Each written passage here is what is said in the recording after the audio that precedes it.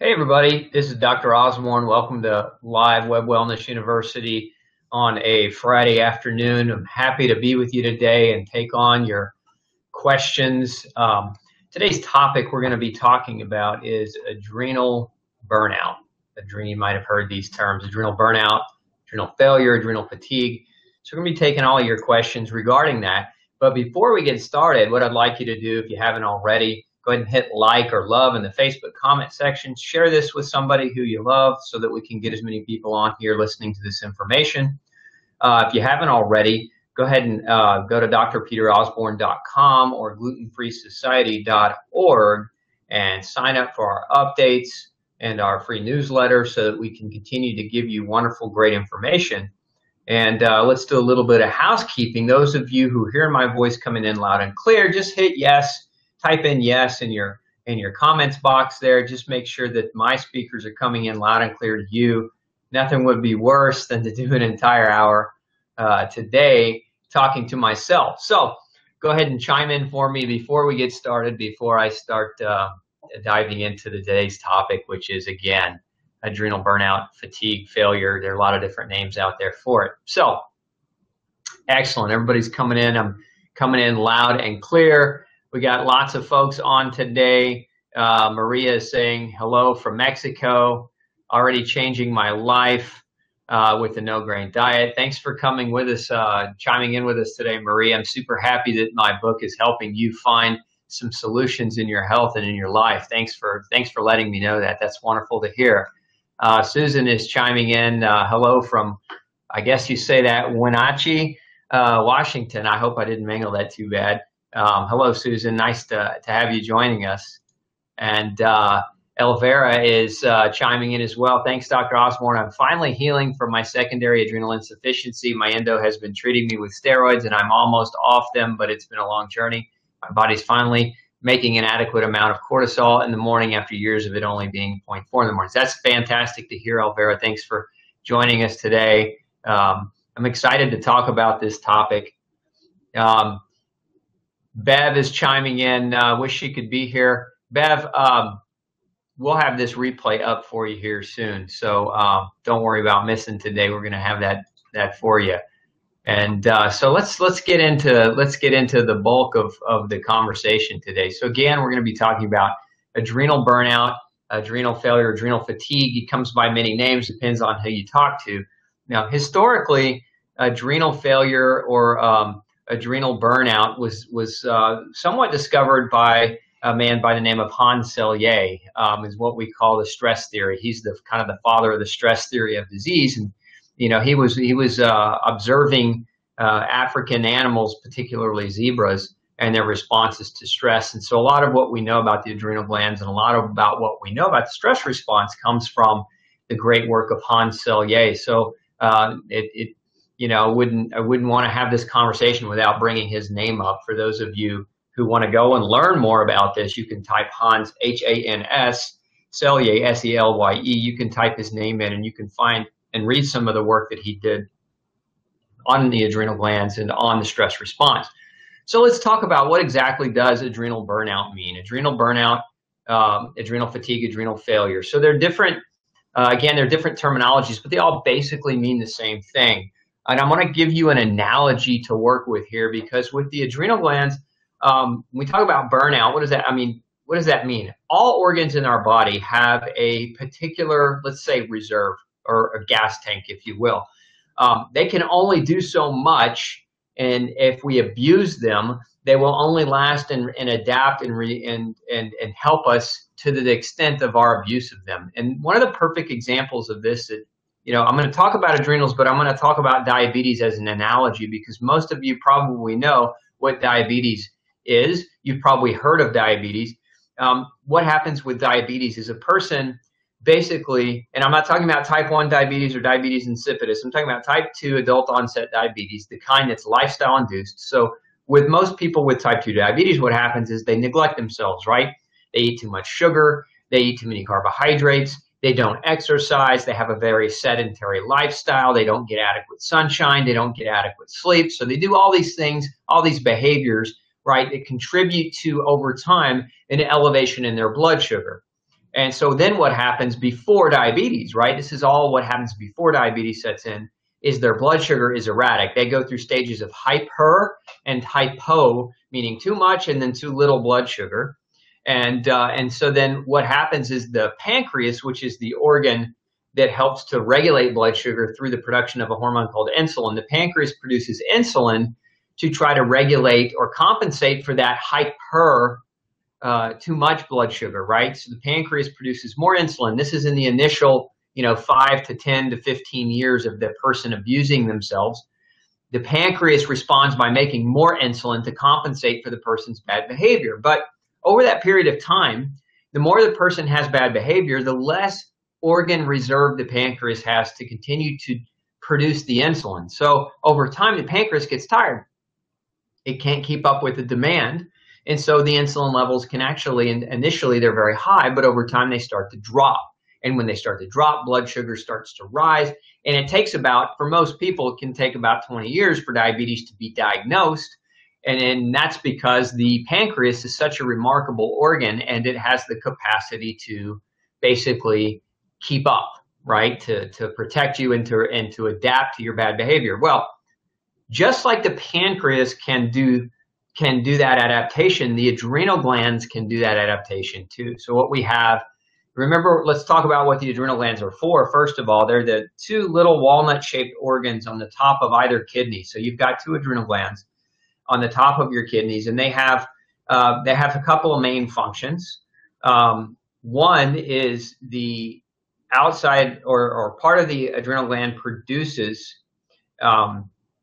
some hormones. One of the hormones regulates, well, how do I want to put this?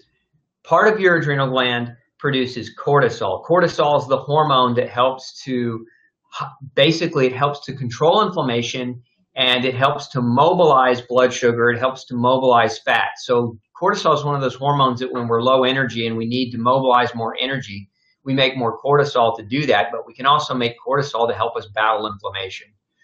And so that's one of the hormones that is important for adrenal production or output. One of the other hormones that's very important are the catecholamines. Now these are, you probably heard of these, adrenaline and noradrenaline. So these hormones are made by the adrenal glands as well. That's why they're called adrenal glands, right? Adrenaline, adrenal glands. And some people call these epinephrine or norepinephrine. It's the same thing. Adrenaline is the same thing as epinephrine. Noradrenaline is the same thing as norepinephrine. But okay, so it just depends on which side of the pond you're on, if you're in the UK or if you're in the US. Here in the US, we call it adrenaline and noradrenaline. So the adrenal glands, again, make those two hormones, and those hormones are responsible for the fight or flight component. Now, fight or flight has to do with, if you don't remember your high school biology, the fight or flight system is we make adrenaline when our body perceives a threat or a danger. So think of it like this. If somebody comes up behind you, scares you, or is going to rob you, your body kicks on the adrenaline and goes into fight or flight mode. So what happens is all the blood supply is shunted away from your gut. It's shunted to your brain and to your muscles so you can think, see, and escape or fight back, right? So the body's really smart at that quick emergency threat adaptation, and that's what adrenaline helps us to do. And that's why that's called fight or flight. Your body's getting prepared to either fight or to flight, run away. And then the adrenal glands also produce something called mineral corticoids, like aldosterone, and these are hormones that help regulate blood pressure, regulate mineral balance or electrolyte balance. So there's a lot of different important functions for the adrenal gland. So when you hear the term adrenal burnout or adrenal fatigue or adrenal failure, this process can occur with any of these different types of hormones that the adrenal is pumping out.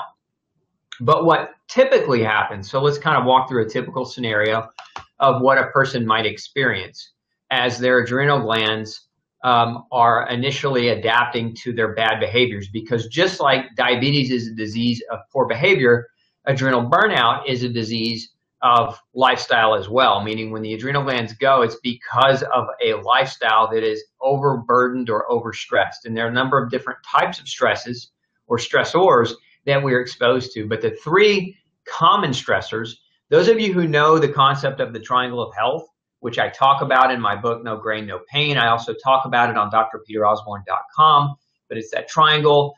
And there are three environmental stimulation areas. These three areas in our environment that we can control that basically can be forms of stress. So we can have physical forms of stress, meaning one form of physical stress is not enough exercise. One form of physical stress is too much exercise. So those are examples of actual physical stress. Then we can have emotional stress. You know, you get in a fight with somebody you love, you have a job you hate, you go to work every day and you're miserable, you lose a loved one, or you become depressed because something in your life isn't going well, right? These are emotional stressors, things that we think about happening, right? And then we also have what are called biochemical stresses. Now, biochemical stresses are stresses that occur as a result of what we put in. So that could be food, that could be what food provides in the forms of vitamins, minerals, nutrients.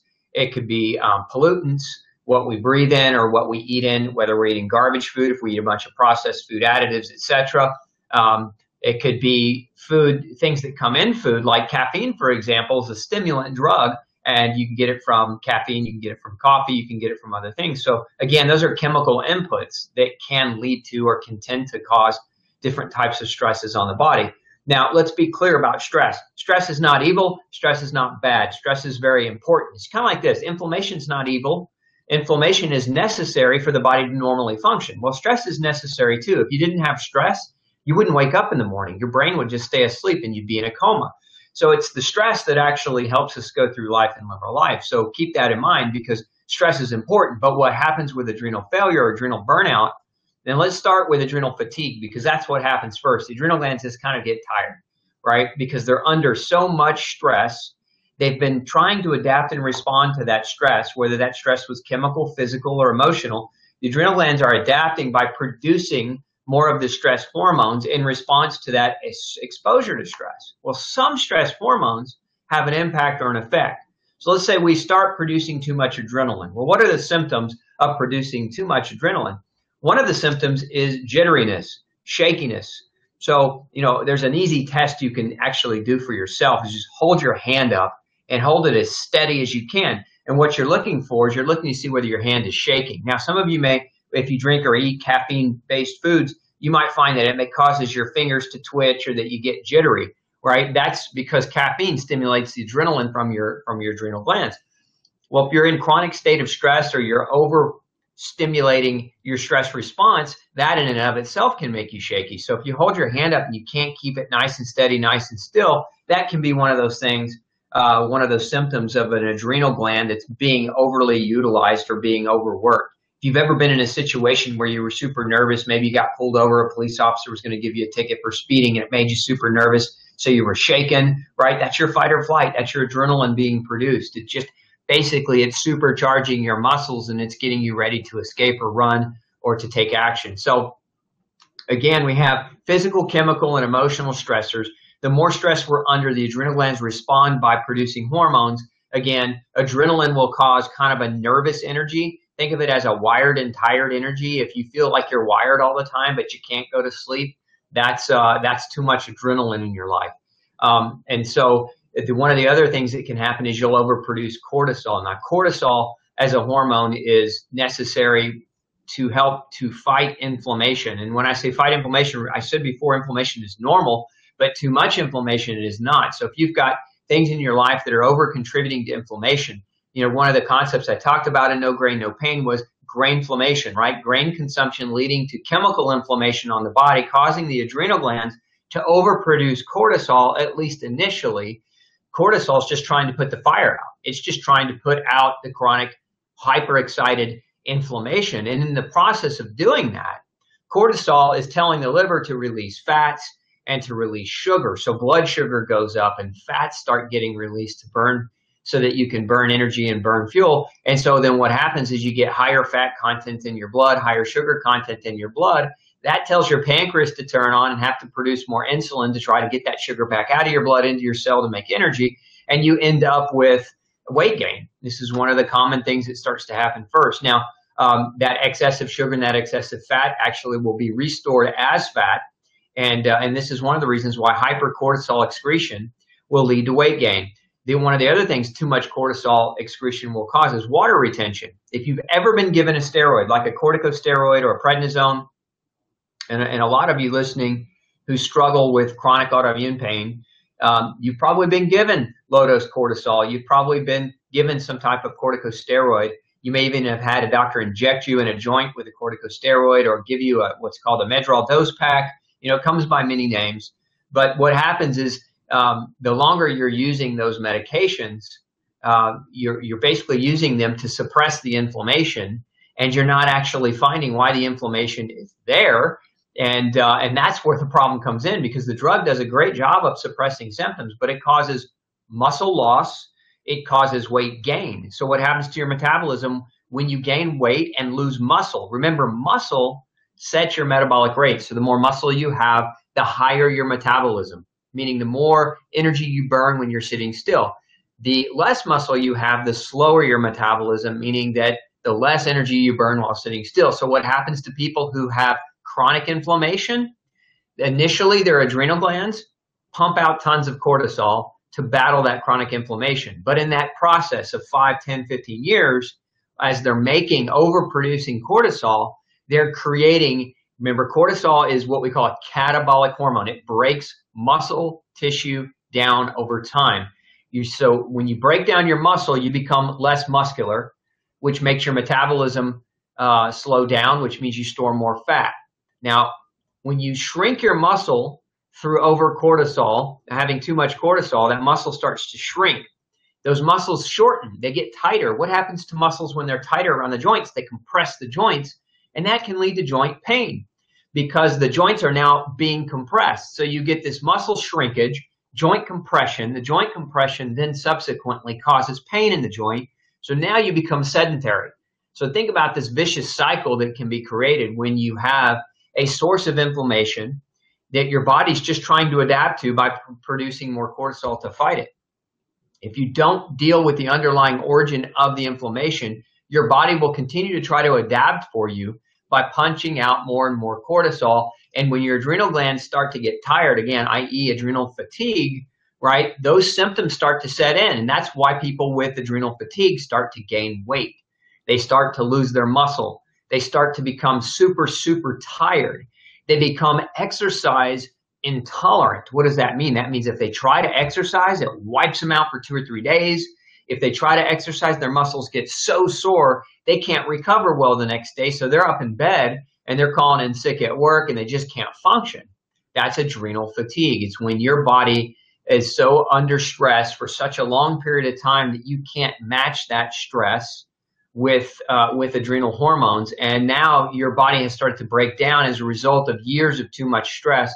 So now your body is not responding to that adrenal output. And this is why what ends up happening then when the organ starts to fail, when the adrenal glands start to fail or burn out, your cortisol levels go down. They just start to plummet, whereas initially they went way up.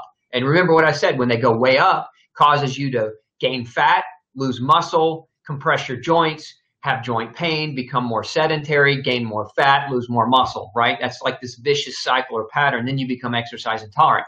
Then you get to this point where you can no longer produce your own cortisol effectively or efficiently. And so now you develop chronic pain, muscle pain, joint pain, arthritis, okay? And then you go to the doctor says, well, let's put you on a low-dose steroid, corticosteroid, and you feel wonderful, right? You feel wonderful because where you weren't making any steroid before, now you've got this artificial exogenous steroid coming in and you feel almost like you're you again. That works for a short period of time. Most people get a few months out of that before the doctor has to go back and increase the dose. And so then the doctor increases maybe from 2.5 to 5 milligrams. That works for only a short period of time before they got to go and increase the dose again. And then the more they have to increase the dose, most people can kind of come up and get around to 15 to 20 milligrams of their daily dose. This is dangerous. This is super dangerous. Even at 5 a day is dangerous long term. And here's why.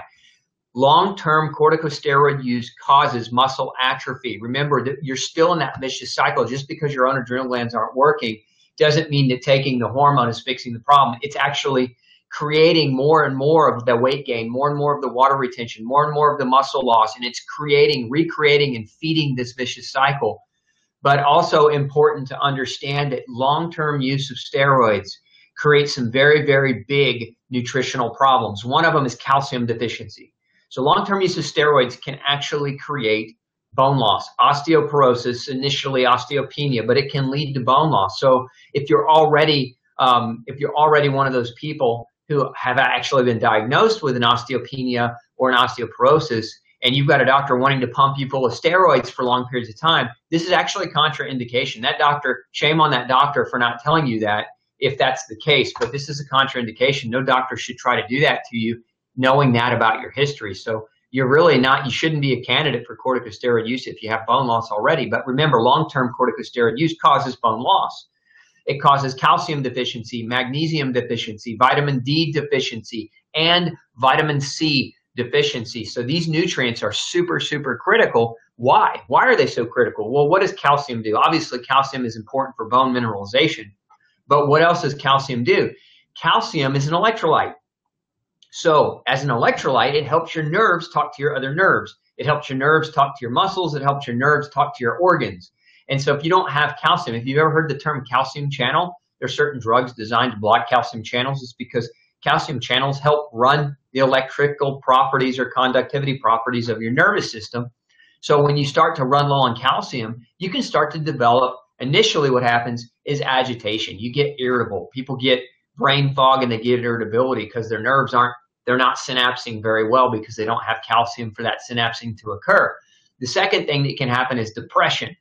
People get very, very depressed. I mean, depression right now is a major problem in the U.S., actually in all industrialized countries around the world. Depression is one of the top diseases. It's one of the top medicated diseases. But calcium deficiency can cause depression.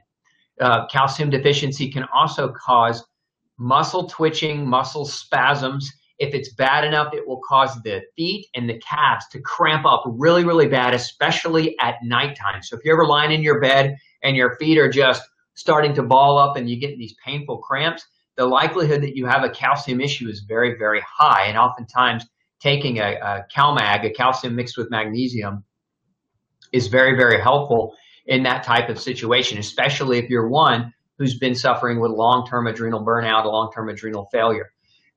So the cramping of the calcium deficiency can set in. But one of the other functions of calcium, and very few people talk about this function, so take notes on this one. One of the functions of calcium is called a secondary messenger function. What does that mean? When your hormones are in your bloodstream, they don't just magically do stuff. They actually first have to attach to your cell walls and deliver that message to your DNA so that your DNA then knows what to do. So the hormones tell your DNA to make proteins or to do certain things. So when a hormone comes and docks onto your cell membrane wall, it has to deliver its message to the DNA. Well, calcium is a secondary messenger. What that means is calcium is the delivery boy for the hormone. So if you don't have enough calcium, the hormone will dock to the cell, but it can't talk to the DNA because it doesn't have a messenger boy to deliver the message. And that's why we call it a secondary messenger. Calcium's a secondary messenger. And it works for virtually all of your hormones: estrogen, progesterone, testosterone, serotonin, adrenaline, noradrenaline. All these different hormones, when they bind to your cell, they use calcium as that secondary messaging system to deliver the message to the DNA so that your hormones can actually function. This is why a lot of times the doctors will measure the hormone levels of a patient, and the hormone levels are normal, but they still act like they have a hormone deficiency problem. The patient's symptoms still match that of hormone deficiency. It's because they don't have calcium. That is one of the reasons why, not the only reason why, but that's a very, very common reason why we might see that. And those are all just functions of calcium. So if you're taking long-term steroids, you're actually suppressing calcium. You're actually creating a deficiency of calcium. Now, I said before, one of the other problems associated with long-term steroid use is vitamin D deficiency. Now, vitamin D is technically, it's not even a vitamin, it's a prohormone. It actually creates a hormone that regulates immune function. Vitamin D deficiency is directly linked to, as a causative agent, meaning not an associative agent, meaning it's not associated with certain diseases. Deficiency causes certain diseases. So vitamin D deficiency, we know, causes autoimmune disease. Vitamin D deficiency causes 19 different types of terminal cancers. Vitamin D deficiency causes calcium deficiency.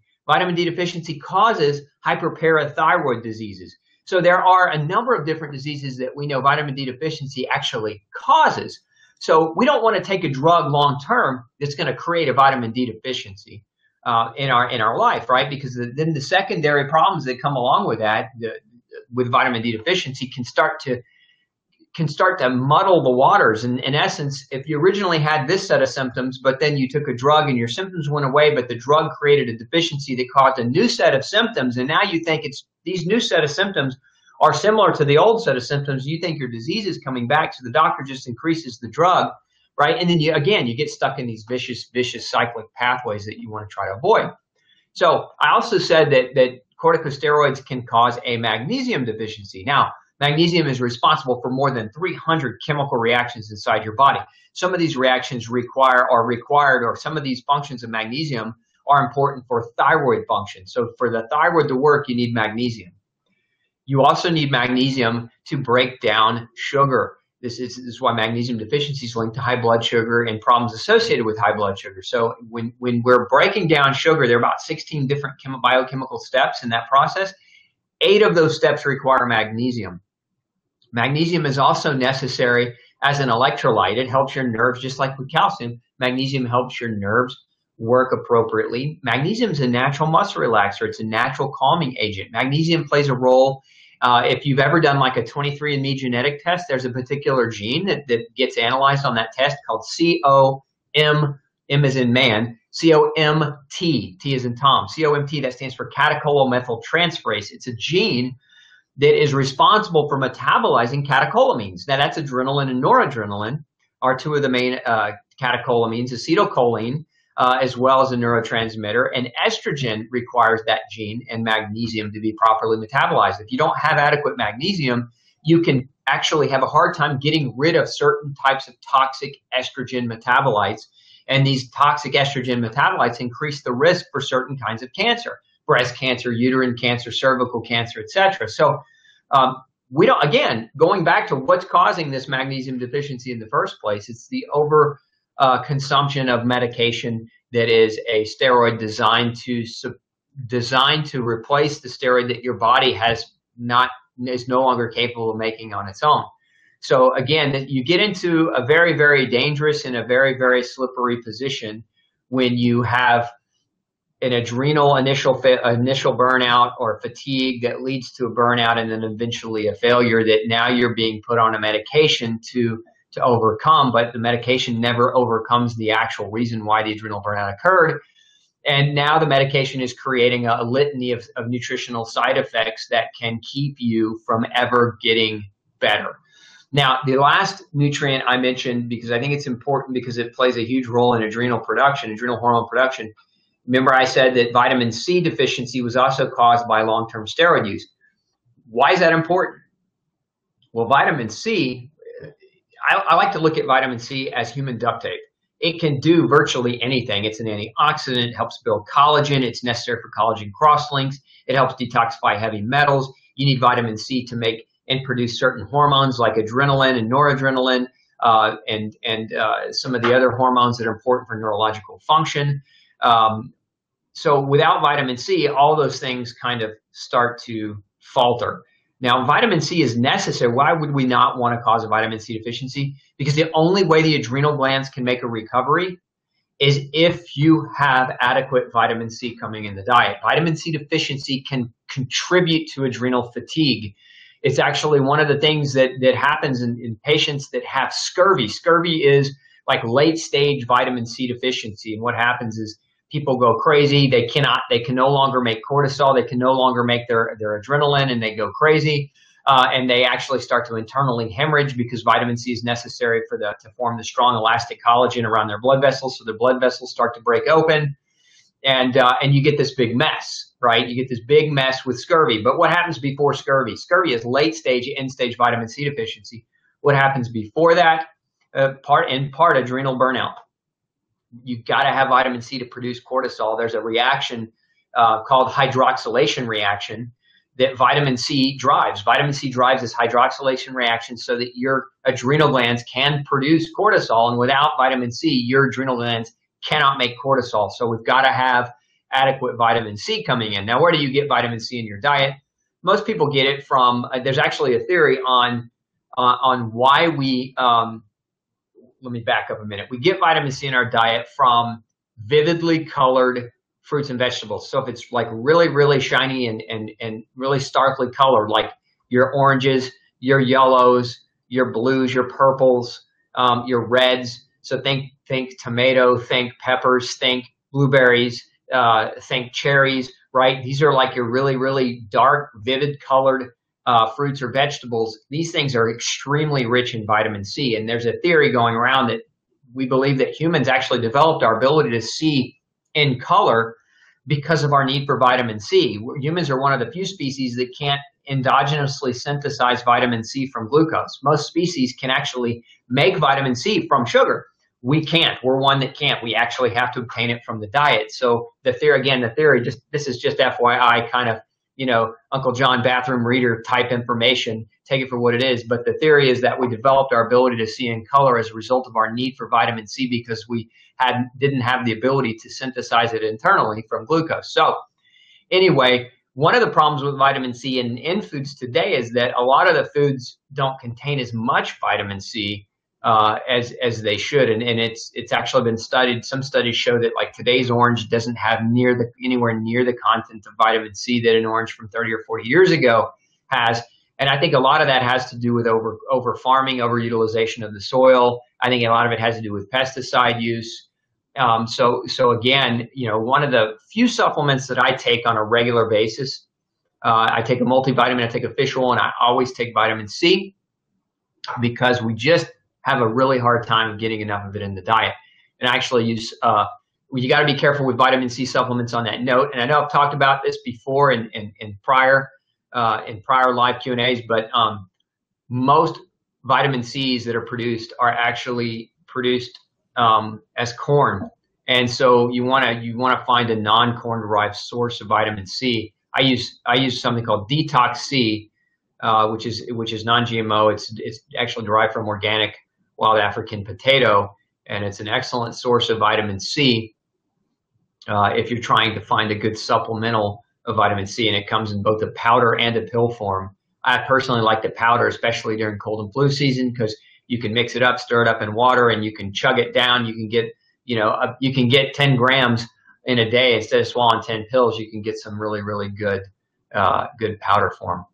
So anyway, those are the nutrients linked to taking exogenous cortisol. Those are the nutritional deficiencies that you have to be concerned with, I'd say, and especially, again, that vitamin C, because you cannot make cortisol. You cannot produce adrenal hormone without vitamin C. So it's kind of an ironic situation or a paradoxical situation that people get into. They become dependent on the drug, and they become dependent on more and more doses, higher doses of the drug to keep the same effect over time until the drugs just stop working. By the time the drugs stop working, that's usually when I find them in my office, and they're in complete and total adrenal burnout, where they can't exercise. They can barely get out of bed. They're so tired and they're so fatigued, and they're swollen, and they can't figure out why they keep gaining weight even though they're not eating.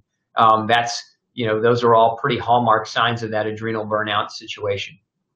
Now, there's another vitamin I want to talk about, as it's important for the adrenal hormone output, and that is vitamin B5. Now, this vitamin was discovered by a famous biochemist. His name was Roger Williams. He's actually one of my favorite scientists of all time.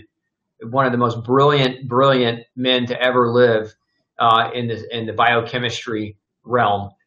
He won a Nobel Prize for discovering vitamin B5, also known as pantothenic acid, also known as the anti-graying factor or the anti-stress factor. Those are just nicknames for vitamin B5. And the reason why anti-graying factor, his original studies were done in mice with brown fur.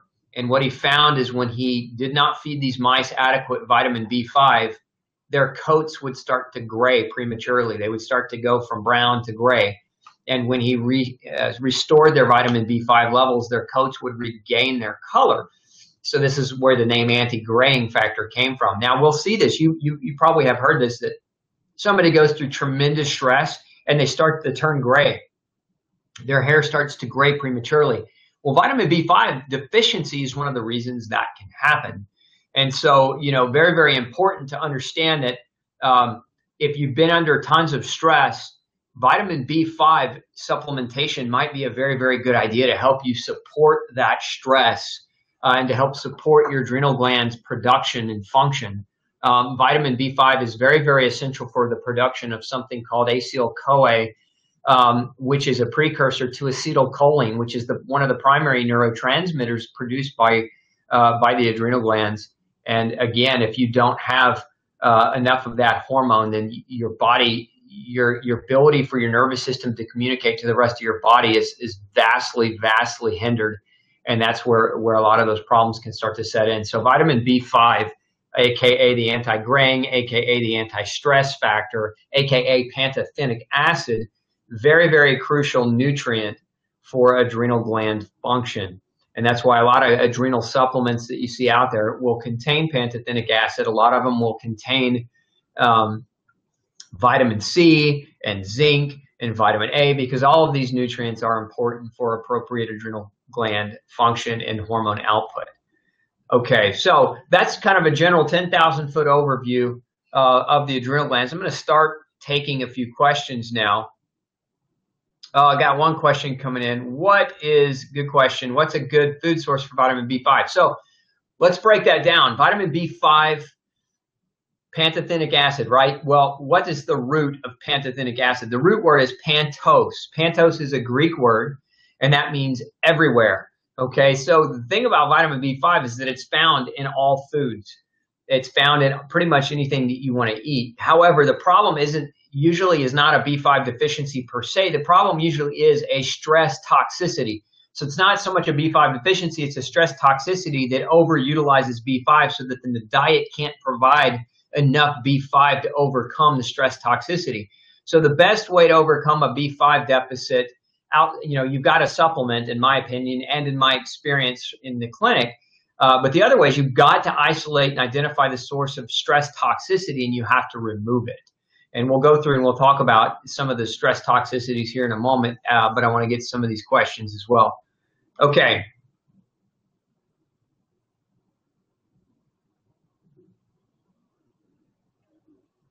Let's see here. I don't know if this is a question or not. Kimberly is stating all grains eliminated. If I eat rice, it's only wild rice from my health food store. Okay, well that's an excellent first step.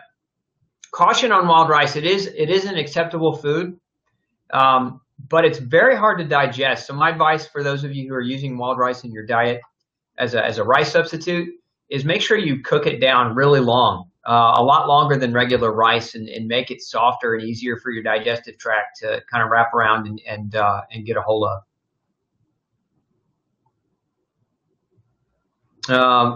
What is the name again of the vitamin C you like? It's called Detox C. It looks like somebody else on this feed has posted a link to it. You can find it on glutenfreesociety.org. And those of you, there's a sale going on right now. There's a 20% off sale on glutenfreesociety.org store. If you use the, let me give you the code for that. You've got to use the promo code July 4. If you use that in the coupon code box, just July 4, no space, you'll save 20% on your order. So make sure you take advantage of that if you're going to go there and pick it up. Okay. What are my thoughts about whole good vitamin C versus ascorbic acid? I'm not quite sure I understand your question. I'm going to assume that there's a biological spectrum of vitamin C agents. Meaning there's ascorbic acid, which is considered to be the pure synthesized form or derived form of the active vitamin C ingredient. But then you also have other kind of vitamin C type compounds that are also found in fresh fruits and vegetables, usually accompanying vitamin C. I like them all. But when I want to get pure high-dose vitamin C, nothing, in my opinion and in my experience, works better than pure high-dose vitamin C as ascorbate. It's extremely, extremely helpful. Think of it as adrenal food. It basically feeds the adrenal glands and helps them nurse back to recovery. And you're not going to do that with some of these other types of products with mixed vitamin C-based compounds. You're just not going to hit the dose that you need to really get it. Now, that doesn't mean you can't also use those other compounds, but as far as the clinic and my experience in dealing with very, very chronically sick people, pure ascorbate works better. Good question. Let's see here. I don't know if this is a question or not. Sophie, the doctors around here are clueless regarding celiac disease. My own primary doesn't know the first thing about it. Getting help is very hard. My diet is clean, no milk, soy, limited sugar. Okay, not a question. Sorry. I went off on a rabbit hole there. Just interaction. Let's see here.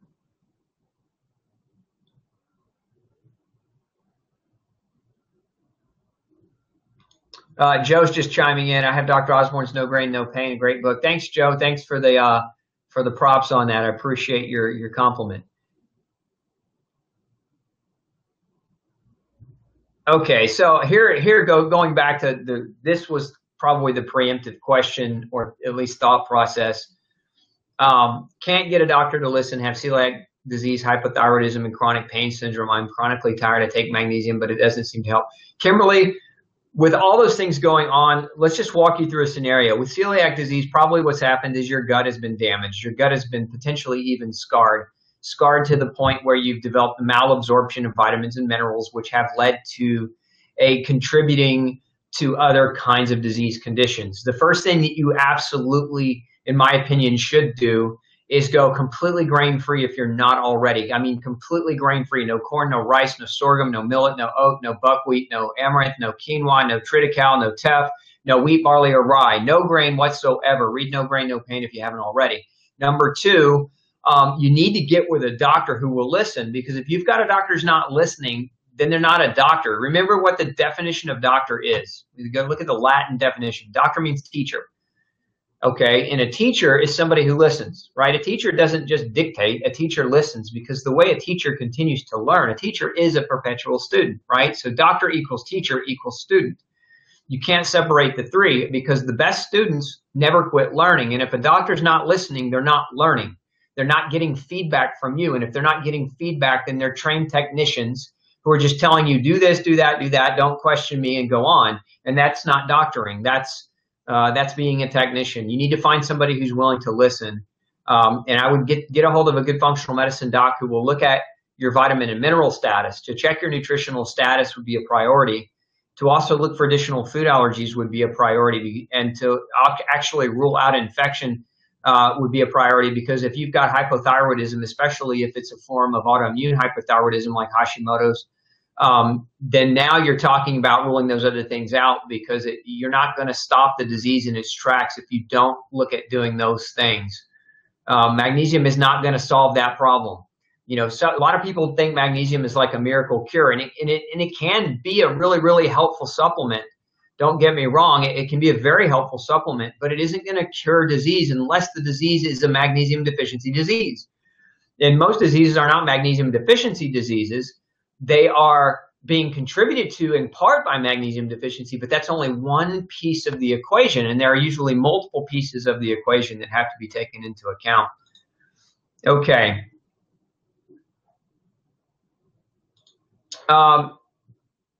I'll answer this from Sophie. Do you have advice to eradicate for life chronic Epstein Barr virus? Yeah, I do. And the reason I'm going to answer this question, because it's not really, you know, it falls under the topic of adrenal fatigue. And here's why: because chronic viral loads, a chronic viral load will cause a chronic stress, chemical stress, which will cause adrenal fatigue. So one of the best ways is high doses of vitamin C, up to 10 grams a day. Long term, up to 10 grams a day. And some people go visit doctors and they actually have the vitamin C IV'd into them. But in addition to that, there's an amino acid called lysine, L-Y-S-I-N-E, L-lysine.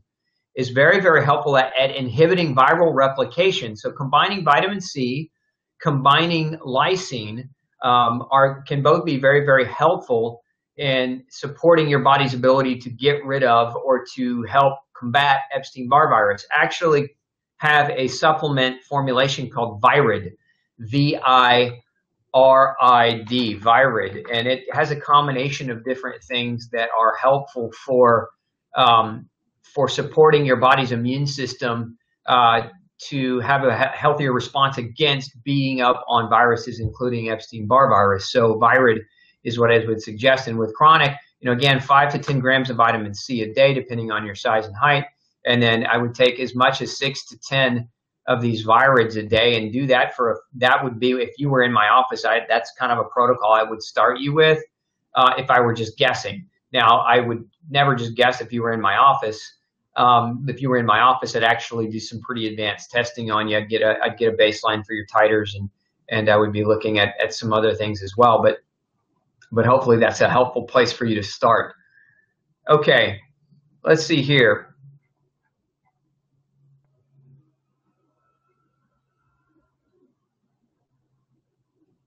Oh, Sophie, I'm glad I answered your question. Welcome from Paris. That's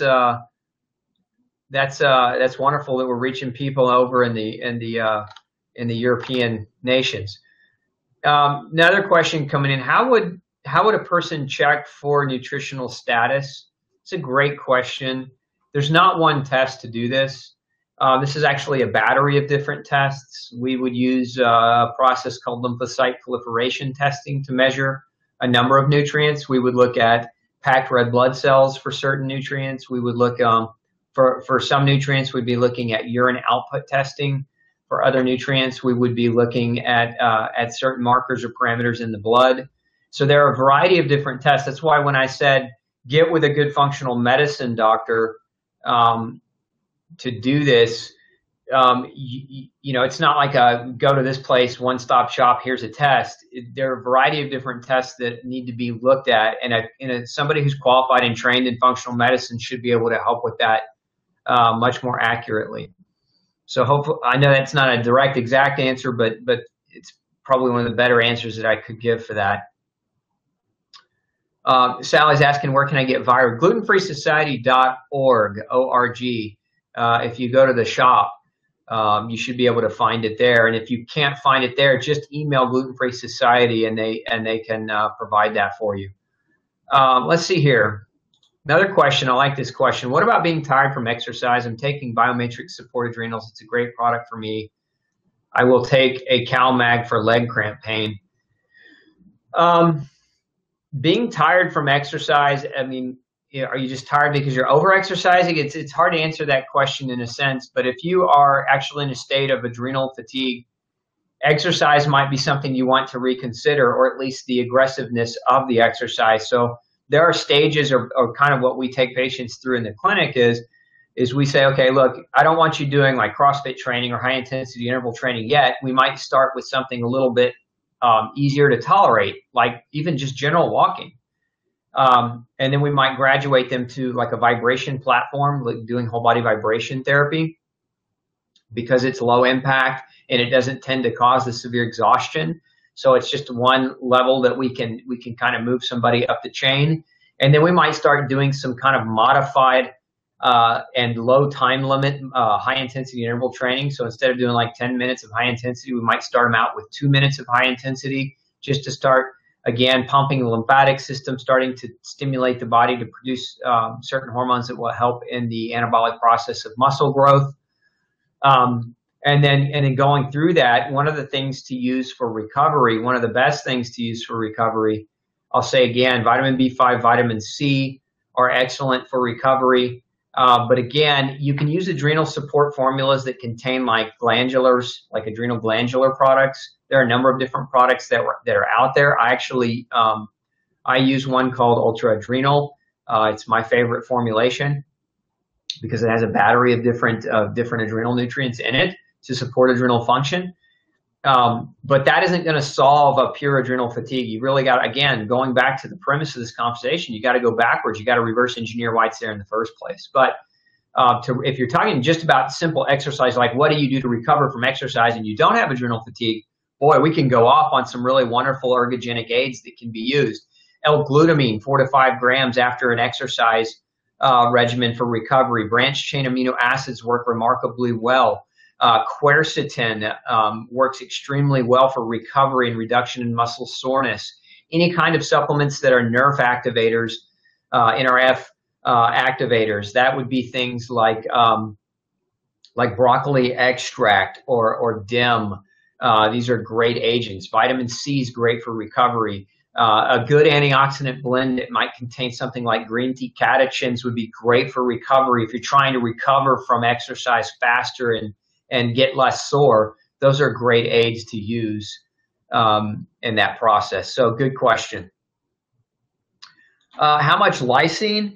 Depends. Depends on the viral load. Depends on how heavy it is. I probably would go in and use at least 1,000 milligrams, and depending on response. Again, it would depend on response. I might go upwards of 2 to 3 grams of lysine in a day. You've got to be careful with using too much lysine, and that's something that you start getting up into the higher doses. You want to monitor it, because using too much lysine can actually contribute to a deficiency of other amino acids. And you don't want to get into that kind of problem either. So if you're going it alone and not under the supervision of a doc, I wouldn't go higher than 1,000, 1,500 milligrams in a day of L-lysine without having somebody kind of properly monitor that. Good question. Let's see here.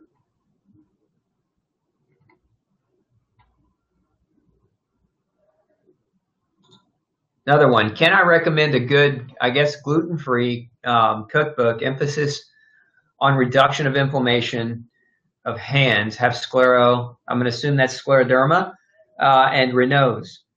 James, do you have No Grain, No Pain? 31 recipes, and they're my favorite recipes, so they're actually really great recipes. I was just talking to somebody about this earlier. The German version of the cookbook, the recipes, they actually made all the recipes and took professional pictures of the recipes and published them in the book, in the German version of the book. But those are some of the best recipes out there that are, and they're most of them, about 90% of the recipes in that book, for those of you who read it, are phase 2, meaning the phase 2 approved. So in phase 2, that's the aggressive place where we're really going after all of the foods that can contribute to the autoimmune inflammatory conditions like the sclerodermas and the lupus and the rheumatoid arthritis and the dermatomyositis and ankylosing spondylitis and the others, the psoriatic arthritis, etc. So there's 31 recipes in that if you don't have it already. Other cookbooks that might emphasize that, you can look. There's some AIP cookbooks. AIP stands for autoimmune paleo. And those there's some really good cookbooks that are AIP approved that have really great recipes for that as well. So I would just use that in a search term, and I'm certain you could probably find some good things there. We have some listed on our website at glutenfreesociety.org under the shop section. There's some cookbooks listed there as well that you can tap into that would be approved. Always a good question. Resources are always in demand in terms of recipes. Okay, I have hypothyroidism. I am gluten-free. However, I still eat jasmine rice and some oatmeal. What are your thoughts on this? Lisa, you are not gluten-free. Welcome to the group, and let's just dive in and give you a great education on this. You aren't gluten-free if you're eating jasmine rice and oatmeal. You are still eating gluten. Now, let's define what that means. The traditional definition of gluten is that it's the alpha-gliadin found only in wheat, barley, and rye, meaning those 3 grains are traditionally what we would consider to be gluten-free. But all grains contain glutens. Remember, gluten is not a singular term. It's a plural term. There are more than 1,000 forms of gluten we've discovered. Some of them are in oatmeal and some of them are in rice. And for many people with gluten sensitivity issues, they continue to have issues because they're being told to only avoid wheat, barley, and rye. And they're being told, yes, go eat the rice, go eat the oatmeal, go eat the corn. And so that, in that sense, they're still struggling to try to find answers because they're not true gluten-free. So remember the word true gluten-free, Lisa, because that is going to save you a lot of trouble and a lot of illness in your future. You've got to get, if you're gluten sensitive and you're trying to be on a gluten-free diet, you've got to do it all the way. There can't be this mixed bag. You will never fully recover from that autoimmunity if you're not off of all of those grains. So hopefully that's helpful for you. And if you haven't read No Grain, No Pain, go pick up a copy, because I talk about all the science behind that and go into the details and even list the references for you to go follow up on if you're the kind of nerd like me. I like to have the references and I like to know. Okay, so I'm going to get back to some of what I wanted to cover before we wrap it up today. So in adrenal recovery, so like what are some of the strategies? So I want to leave you guys with some strategies on actual recovery, because many of you are suffering with an adrenal process or an adrenal failure or fatigue. So what is it that we can do? Number one on the list, you absolutely must sleep. You have to sleep. And if you are one of those I go to bed at midnight types of people, you will never, ever recover doing that. You've got to get in bed, and your bedtime needs to be as close as possible to when the sun sets over the horizon. So bedtime should be as close to sunset as possible. Waking up in the morning should be done without the use of an alarm clock. You don't want a blaring sound stimulating your adrenaline to wake you up when your adrenal glands are burned out. That's only going to contribute to more of a problem. Ideally you wake up with the sun. So if you've got windows in your bedroom, let the sun naturally wake you up in the morning. If that's not an option for you, there are sun alarm clocks that you can purchase that mimic a sunrise. So they actually come on and they start with real dim light, and they get brighter and brighter and brighter until they get bright to the point where that light hits your optic nerve and turns on the part of your brain called the reticular activating system that turns on your cortisol to start the day. So sleep is critical, and you have to balance your circadian rhythm. So your exposure to light dark. So number one is you've got to get morning light exposure is very important. Now, if you live above 27 north latitude, meaning if you're in one of those northern climates where either you have shorter days, so you have less sunlight, and especially the higher you go, like around Washington or Oregon, or even going up even further north, Canada, Alaska, one of the things you should buy is a sun lamp that mimics sunshine. And you want to get one with a 10,000 or higher LUX power, light illumination power, lux, 10,000 lux or more, and sit in front of that thing in the morning time and get about 20 minutes a day of exposure to the natural light. Again, this is one of those things you can use in the middle of winter when you have minimal exposure to sun. It's going to help your body kind of stay on track, meaning it helps your circadian rhythm stay on track. And I've had patients that lived in northern climates and they could never make a recovery until they actually followed through with that advice. In other words, they followed through with getting a sun lamp and actually implementing and using it. So sleep is critical. The time frame that you need to be asleep, where you can maximize your healing, is the hours between 10 p.m. and 2 a.m. and preferably longer on both ends, right? Ideally, if you're adrenal fatigued, you should be getting more than 8 hours of sleep, but you should at least as a minimum get that 10 to 2 window, because that's when your recovery, that's when your hormone recovery is going to be happening. So very, very critical, very, very important. So sleep.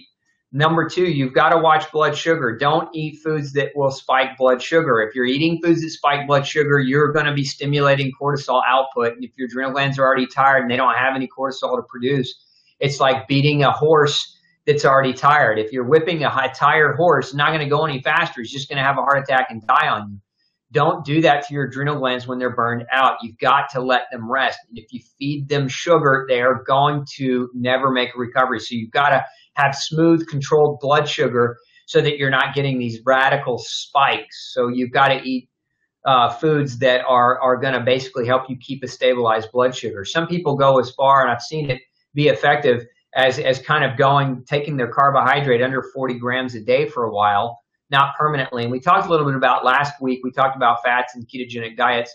So I won't belabor that point, but this can be very, very helpful process for some people in recovering from an adrenal fatigue. And then we have other strategies and other things that need to be done. Exercise only to tolerance. Do not overdo it. If you find yourself wiped out after exercise but guilty for not exercising, so you keep exercising anyway, you're never going to make a recovery. You've got to strategically introduce exercise only to your ability to tolerate it and not more. Other things that you want to be looking at is, what is your environmental stress? Who are you hanging out with that you shouldn't be hanging out with? In other words, evaluate your relationships and evaluate who you spend your time with, because if you're spending your time with the people I call soul suckers, right? They take and have nothing to give, and they leave you high and dry and drained. That's not going to work for recovery. You've got to figure out a way to escape those kinds of people and find a socially supportive environment to recover in. So very, very critical part of recovery. And I see it for a lot of people. I see that as being one of the last bastions to their recovery, is just finding that social support system where they can make a recovery. Now, some strategies, kind of some technical strategies that I want to talk about and cover. Number one, evaluating nutritional status. Now, I know I mentioned this earlier, but I find that it's one of the most important things that you can do. Now, if you don't have a functional medicine doctor that you're working with, just some supplemental strategies to support your adrenal glands. One, a good adrenal formula. I use Ultra Adrenal.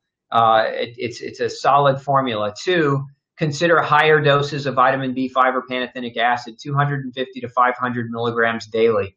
Number three, 5 grams minimum of ascorbate, vitamin C, daily. Number four, you want to make sure that you have some type of adrenal adaptogens in your adrenal formula. And there are a number of different kinds of adrenal adaptogens, meaning these are just basically herbs that help support the recovery of a fatigued adrenal insufficiency. So there are a number of different ones. Eleuthero, ginseng are examples of adrenal adaptogens. Okay, so make sure that formula, I mentioned Ultra Adrenal, that's why I like it. It has those adaptogens, but it also has glandulars in it as well.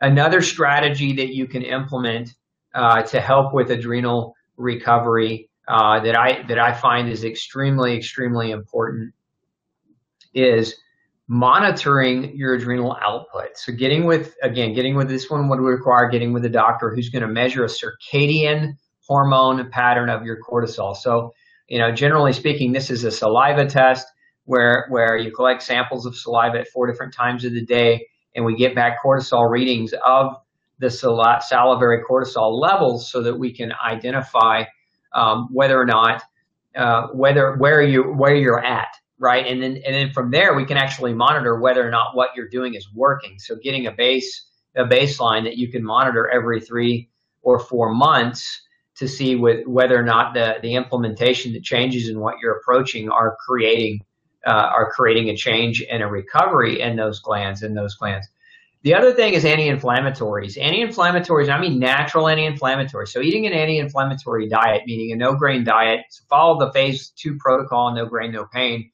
That will put you on the highest level or the best type of anti-inflammatory diet.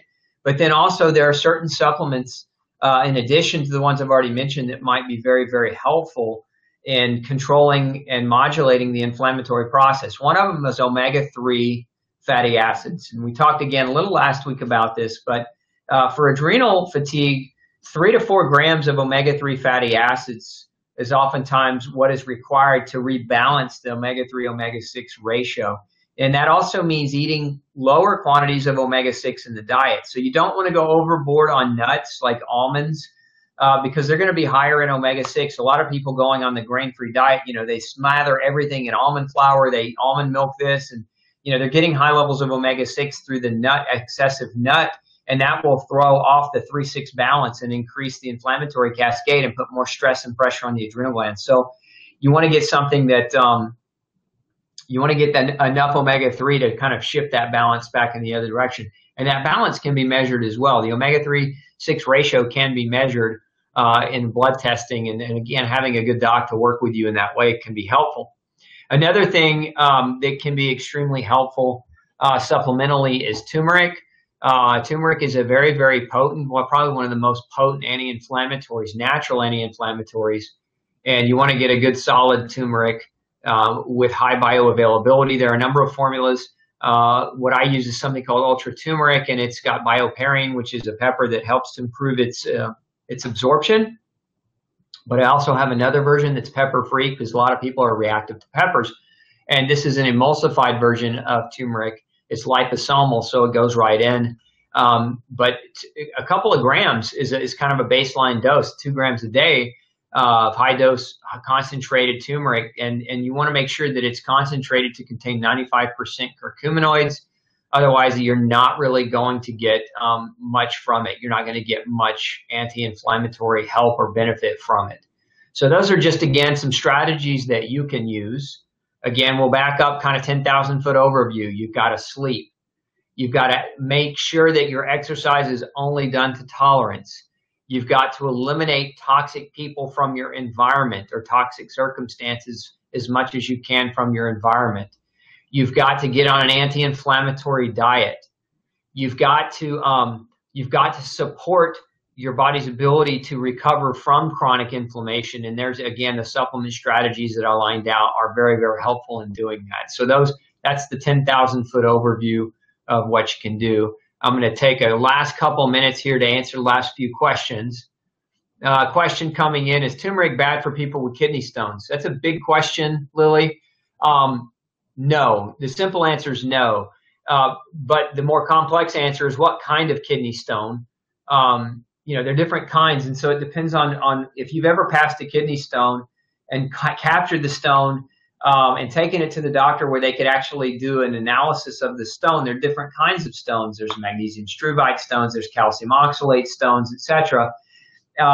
Certain stones can be associated with certain things in the diet. For example, high oxalate diets can contribute to kidney stone formation. Low vitamin D deficiency can contribute to kidney stone formation. Hyperparathyroidism, or history of that, can contribute to kidney stone formation. But turmeric, not so much. But again, it also could depend on the type of stone that you have. Good question. Okay. My thoughts about supplementing with DHEA. DHEA, for those of you who don't know, DHEA stands for dehydroepiandrosterone, and it is an anabolic hormone precursor to cortisol and testosterone. And some people are very, very deficient, especially we'll see this in men or women, really, who are chronically inflamed. And we'll see, again, this is kind of part of a later stage. Think of adrenal failure as coming in stages. We have an initial kind of phase 1, phase 2, phase 3, phase 4 stages of adrenal failure. And DHEA generally starts to slump in phase 2. We start to see the DHEA reserve start to drop.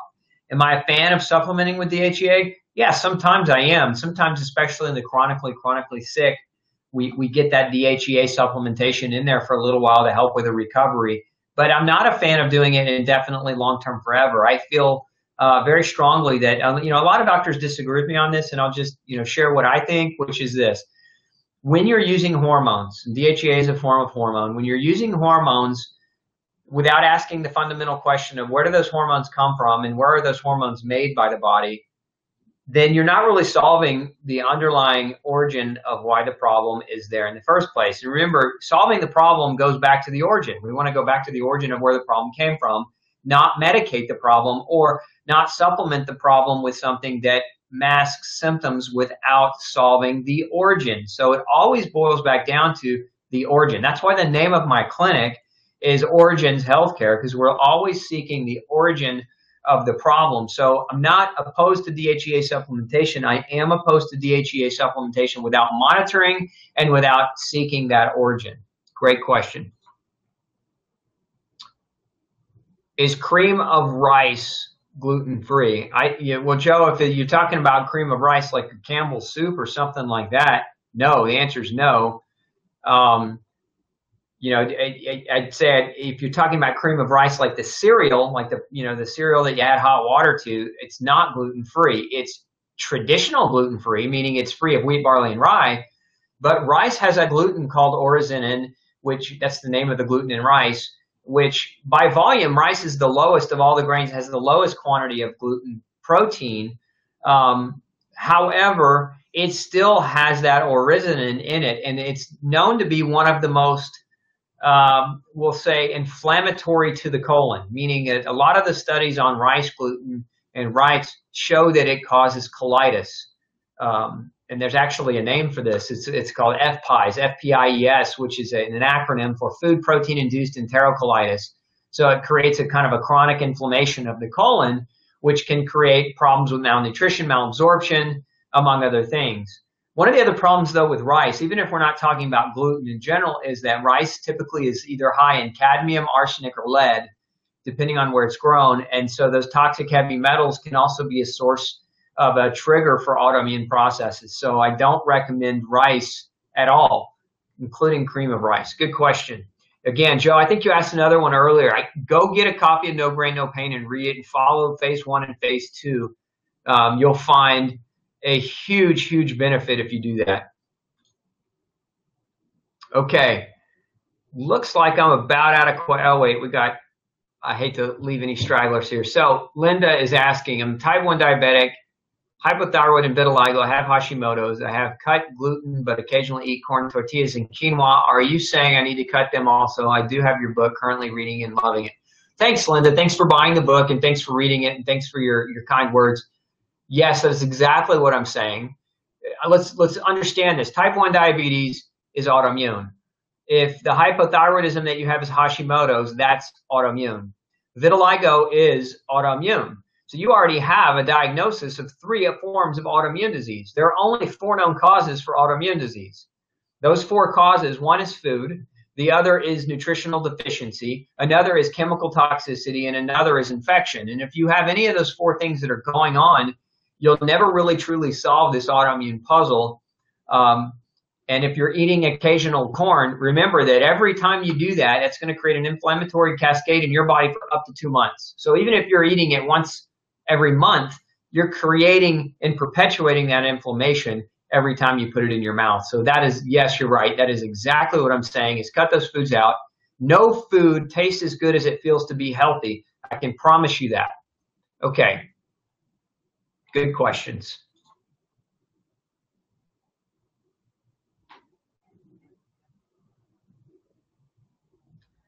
Joe's asking, is sarcoidosis affected by gluten? Absolutely it is. I've seen a number of cases of sarcoidosis do extremely well following the No Grain, No Pain protocol. So that's what you've been diagnosed with. What do you got to lose?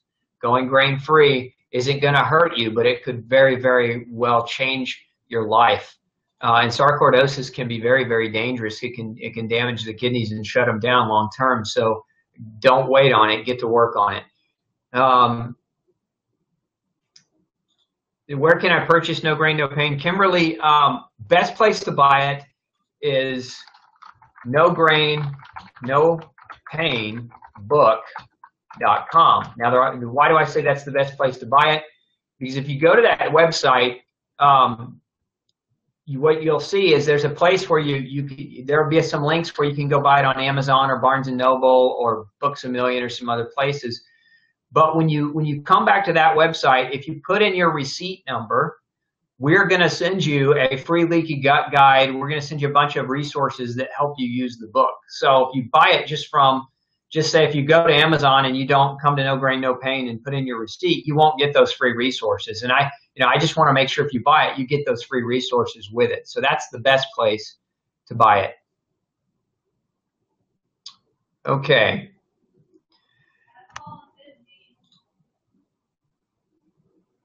Hi, Dr. O. Eileen. Hi, Eileen. Joining late. Can you tell me if natural calm is safe to take daily for regularity? Look, I like to ask a bigger question with regularity. Why are we not regular? So, not that it's not safe, but bigger question being, why wouldn't we be regular on a daily basis? So that would be the bigger thing to figure out. Simple things, most people know these things, but make sure you're drinking enough water, make sure you're getting enough vegetable and dietary fibers, and make sure that you're exercising. Probably one of the biggest things where people really struggle is they don't exercise. Exercise is a tremendous benefit on regularity and bowel movements. And one of the reasons why is the nerves that travel to your bowel and stimulate your bowel those nerves actually, you circulate fluid around those nerves when you walk, because the motion of your sacrum, it moves like a figure eight, it moves like a figure eight, and it tugs on the sacral nerves and the cauda equina, which comes off the base of your spinal cord, and it helps to stimulate those nerves as they travel to your intestines and help for the normal function of bowel flow and peristalsis. But also it stimulates vagal nerve stimulation. The exercise can stimulate vagal nerve stimulation, which is also important for bowel nerve functionality. So hopefully those things are helpful for you. Okay, last question. Regarding sleep, what's the best suggestion for someone with terrible Lyme insomnia? I've tried all I know and lie awake for 5+ hours.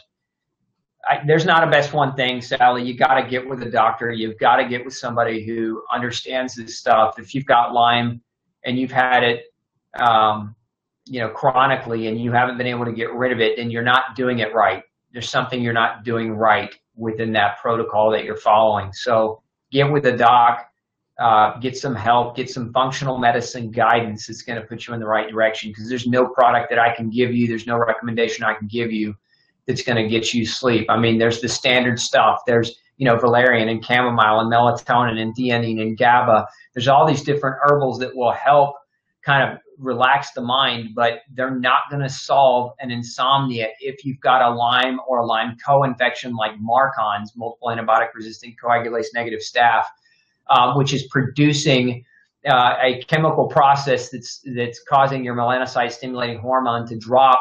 You'll never sleep properly. You'll never have fundamental correction of that if those types of things are going on and you haven't discovered them yet. So you've got to get with somebody you can work with who has a great understanding of those processes and figure out, again, the origin of why you can't sleep. Okay, that's the last question. And boy, we had a great day. What I want to do is wish you all a happy 4th of July. And hopefully you get out there and you stay safe, but have a great time. Don't use the holiday as an excuse to destroy yourself with food. Celebrate with fireworks, not with fireworks internally, right? And if you haven't already, I'm going to encourage you to go to our Facebook page, hit the like button. I'm going to encourage you to go to drpeterosborne.com, sign up for the free newsletter there, and go to glutenfreesociety.org.